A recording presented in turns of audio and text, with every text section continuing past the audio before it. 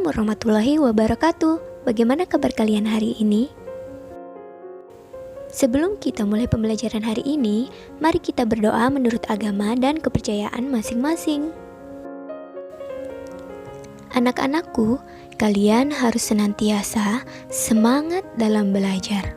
Walaupun kondisi saat ini belum memungkinkan kita untuk bertatap muka, terus jaga kesehatan terutama saat menghadapi wabah COVID seperti saat ini. Untuk materi hari ini, kita akan mempelajari tentang fungsi, bentuk, dan jenis patung. Materi tersebut diambil dari kompetensi 3.2, memahami prosedur berkarya seni patung dan grafis dengan berbagai bahan dan teknik. Dan 4.2, membuat karya seni patung dan grafis dengan berbagai bahan dan teknik. Tujuan pembelajaran kali ini, siswa diharapkan dapat menjelaskan pengertian patung, mendeskripsikan fungsi patung, serta mengklasifikasikan jenis-jenis patung berdasarkan bentuk patung. Mendengar kata patung, apa yang terlintas dalam pikiran kalian?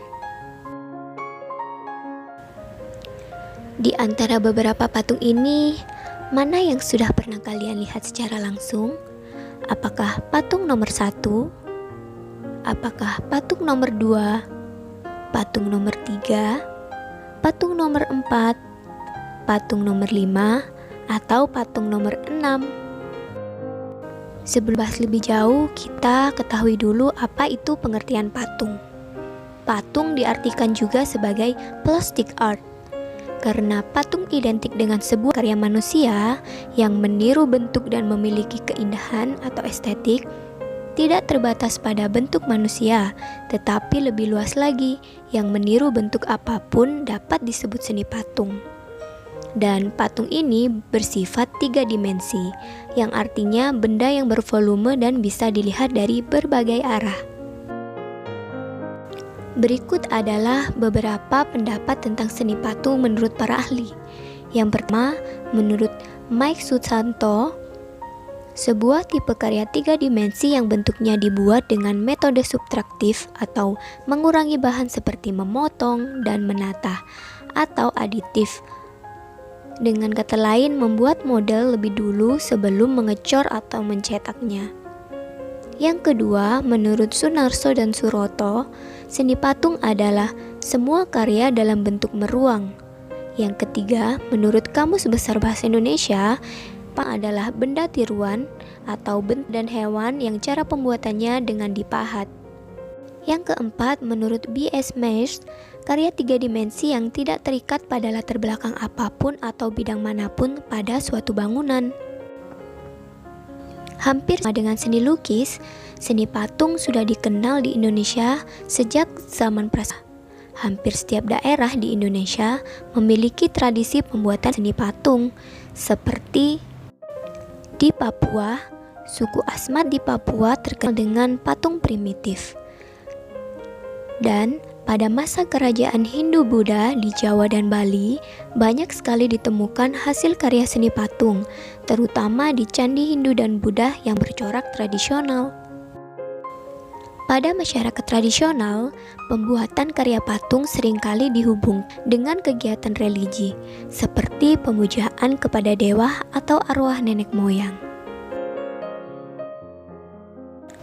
Pada karya-karya seni patung modern, pembuatan karya seni patung merupakan ekspresi individu penciptanya karena lebih bebas dan bervariasi. Secara umum, berdasarkan pembuatannya, fungsi seni patung ada 3 macam, yaitu personal, sosial, dan fisik. Patung sebagai fungsi personal merupakan karya seni patung diciptakan semata-mata untuk kepentingan personal atau pribadi, sebagai ekspresi perasaan dan ungkapan pribadi termasuk tujuan religi atau sarana beribadah. Patung pada zaman dahulu dibuat untuk kepentingan keagamaan. Pada zaman Hindu dan Buddha, patung dibuat untuk menghormati dewa atau untuk mengenang orang-orang yang diagungkan, misalnya raja atau pimpinan mereka. Patung juga dianggap memiliki sejarah tinggi atau bahkan yang menggambarkan sebagai dewa dan simbol orang-orang yang diteladani, serta dijadikan sarana sebagai mendekatkan diri kepada Tuhan. Sehingga patung dijadikan sebagai media pemujaan. Patung sebagai fungsi sosial. Patung diciptakan untuk memperingati suatu peristiwa yang bersejarah atau mengenang jasa seorang pahlawan besar dalam sebuah bangsa atau kelompok. Dalam catatan sejarah, misalnya patung untuk monumen. Berikutnya, patung sebagai fungsi fisik. Patung bernilai estetika, artinya menciptakan dan membuat patung semata-mata untuk dinikmati keindahannya. Patung-patung yang dibuat sengaja untuk menghiasi sebuah taman sebagai dekorasi di sebuah gedung dan juga berfungsi memperindah sebuah konstruksi bangunan. Oke, sekarang kita bahas bentuk dan jenis patung.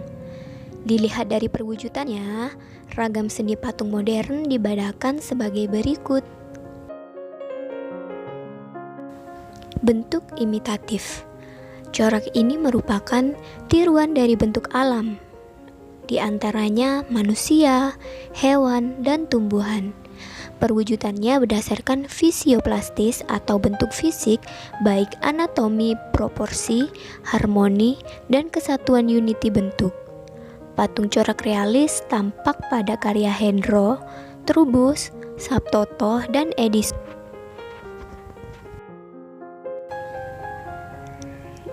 2.